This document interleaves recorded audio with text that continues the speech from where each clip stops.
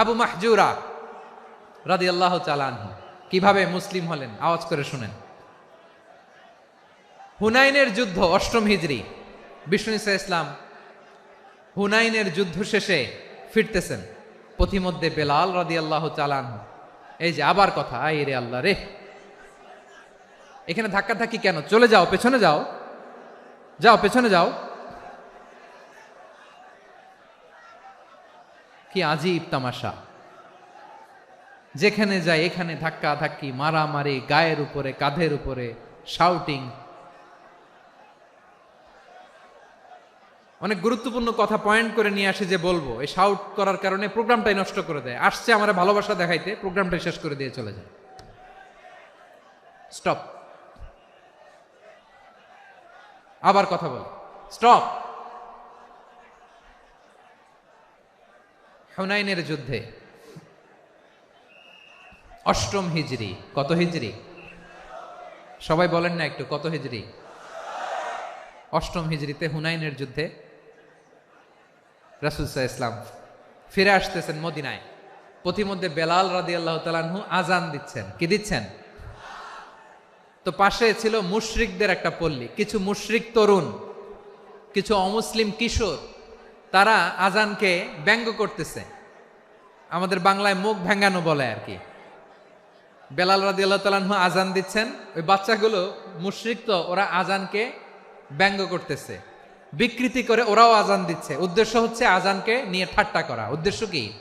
ঠাট্টা করা। ব্যাপারটা মনে কষ্ট পাওয়ার মতো ব্যাপার না? কিন্তু বিশ্বনবী ওইখানে দেখেন কি খুঁজলেন। বিশ্বনবী খেয়াল করলেন অমুসলিম কিশোরদের মধ্য থেকে একটা কিশোরের গলাটা বড় দরাজ গলা, কণ্ঠটা বড় সুন্দর। খেয়াল করে দেখলেন যে কিছু কিশোর বেলালের আজানকে ব্যঙ্গ করে, বিকৃতি করে, কিন্তু একজনের কণ্ঠ দেখতে পাচ্ছেন না এত দূরে, কিন্তু কণ্ঠটা বড় সুন্দর, দরাজ গলা। বিশ্বনবী সাহাবীদেরকে বললেন, ধরো এগুলারে, ধরো। সবগুলারে ধরে বিশ্বনবীর সামনে আনা হলো। ওরা হাঁটু গেড়ে বসলো। বিশ্বনবী বললেন, তোমাদের মধ্যে কে যেন ব্যঙ্গ করে আজান দিচ্ছিল, তার গলাটা বড় উঁচু, গলার বেসটা বড় মজবুত, মেলোডিয়াস, সুমধুর কণ্ঠ। কে? আবু মাহজুরা বলে, আমার বন্ধুরা সবাই আমার দিকে আঙ্গুল দেখায়, আমি পড়ে গেছি বিপদে। রাসূল সাল্লাল্লাহু আলাইহি ওয়াসাল্লাম বাকি অমুসলিম তরুণদেরকে ছেড়ে দিলেন, বললেন তোমরা যাও। এবার আবু মাহজুরারে পাইছে। আবু মাহজুরার চুলের মধ্যে হাত দিলেন বিশ্বনবী, মাথায় হাত দিয়ে বললেন, এবার আজান দাও দেখি। আবু মাহজুরা বলে, আমি তো আজান দিতে জানি না, কারণ আমি তো বেলালেরটা শুইনা দিছি, আমার তো মুখস্থ নাই, আমি তো আজান দিতে জানি না। বিশ্বনবী বললেন, জানো না? তাহলে আসো, আমি তোমারে শিখাই দেই। সুবহানাল্লাহ পড়েন। আবু মাহজুরা হাঁটু গেড়ে বসে, বিশ্বনবীর মোবারক হাত আবু মাহজুরার চুলের মধ্যে। বিশ্বনবী আজানের মুআল্লিম আবু মাহজুরাকে বলতেছে, ঠিক আছে তোমারে শিখাই দিচ্ছি, আমি যা যা বলবো আমার সাথে সাথে বলো, পারবা? আবু মাহজুরা বলে, পারবো। বিশ্বনবী আজান দিচ্ছেন, মাথায় হাত দিয়ে আল্লাহু আকবার, আল্লাহু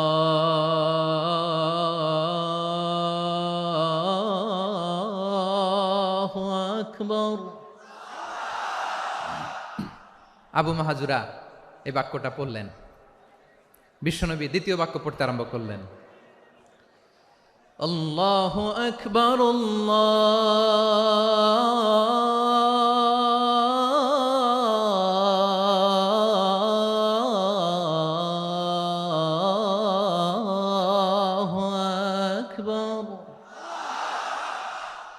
আবু মাহজুরা এই বাক্যটাও বললেন। বিশ্বনবী আবু মাহজুরার মাথার মধ্যে হাত দিয়ে তৃতীয় বাক্য পড়লেন, আশহাদু আল্লা ইলাহা ইল্লাল্লাহ,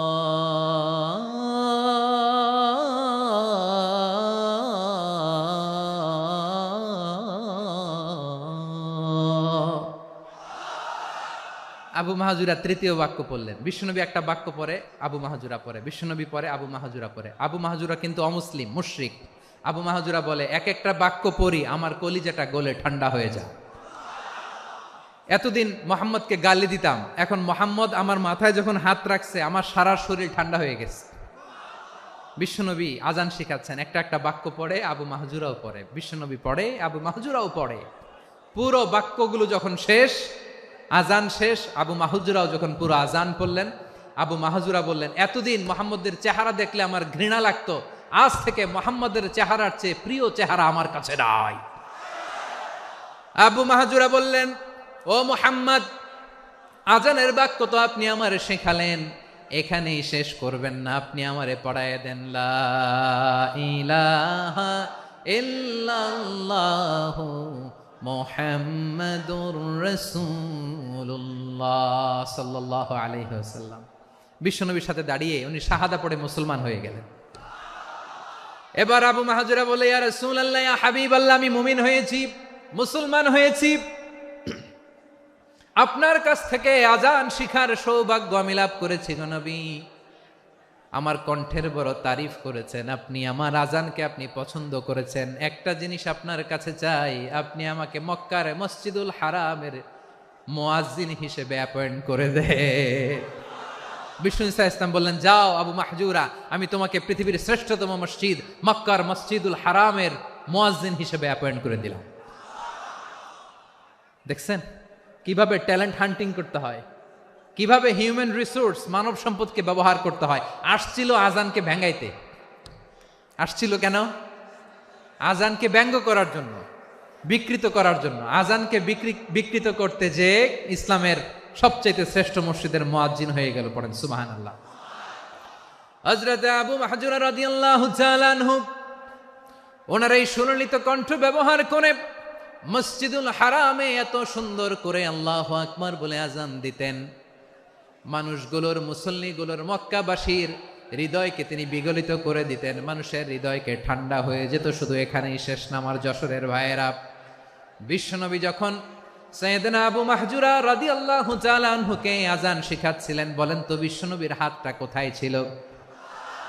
আবু মাহজুরার মাথার সামনে, এই চুলের উপরে ছিল। আবু মাহজুরা ওই স্মৃতিটাকে ধারণ করবার জন্য, ওই স্মৃতিকে বহন করার জন্য বিশ্বনবীর মোবারক হাত আবু মাহজুরার কপালের চুলের যেই জায়গায় লেগেছে, মৃত্যুর আগের দিন পর্যন্ত আবু মাহজুরা মাথার ওই চুলে কোনোদিন ছুরি আর কামার লাগায় নাই, সেখানে কেচি লাগায় নাই, চুলের মধ্যে খুর লাগায় নাই। আবু মাহজুরা ডান দিকের চুল কাটতো, বাম দিকের চুল কাটতো, পেছনের চুল কাটতো, সামনের চুল কাটতো না। আবু মাহজুরা রাদিয়াল্লাহু তাআলা আনহুর সামনের চুলগুলো বড় হতে হতে যখন এত বড় হয়ে যায়, তিনি চুলগুলো পেঁচিয়ে মাথার মধ্যে রাখতেন, তারপরে তিনি পাগড়ি পরতেন। সবাই জিজ্ঞেস করতো, আবু মাহজুরা, এটা আবার কেমন স্টাইল? দেখতে তোমারে কি বিদঘুটে লাগে, কেমন অড লাগে, কেমন খারাপ দেখা যায়। মক্কায় এমন কোন মানুষ তো দেখি নাই, ডানে চুল কাটে, বায়ে চুল কাটে, পেছনে চুল কাটে, সামনে কাটে না। ওরে আবু মাহজুরা, কেমন দেখা যায় তোমারে, তুমি সামনের চুল কাটো না কেন? আবু মাহজুরা বলে, আমি হাঁটু গেড়ে পেয়ারা নবীর সামনে বসেছিলাম, আমার এই মাথার চুলের মধ্যে মুবারক হাত লাগিয়ে বিশ্বনবী নিজে আমাকে আজানের প্রতিটা বাক্য শিক্ষা দিয়েছেন।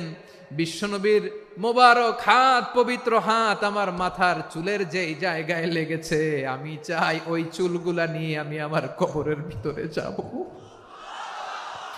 সাইয়েদনা আবু মাহজুরা রাদিয়াল্লাহু তাআলা আনহু ইন্তেকালের আগের পর্যন্ত মাথার সামনের চুলগুলা কাটে নাই, মাথার সামনের চুল তিনি কাটেন নাই। সুবহানাল্লাহি বিহামদি। কেমন ভালোবাসতেন বিশ্বনবী সাহাবীদেরকে, সাহাবারা কেমন ভালোবাসতেন বিশ্বনবীকে।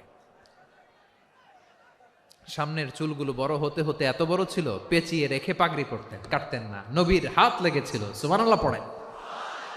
তাহলে what is the lesson, moral of the story কি? মোরাল অফ দ্য স্টোরি হচ্ছে, আসছিল আজানকে ব্যঙ্গ করার জন্য, বিকৃত করার জন্য, হয়ে গেল মসজিদুল হারামের মুয়াজ্জিন।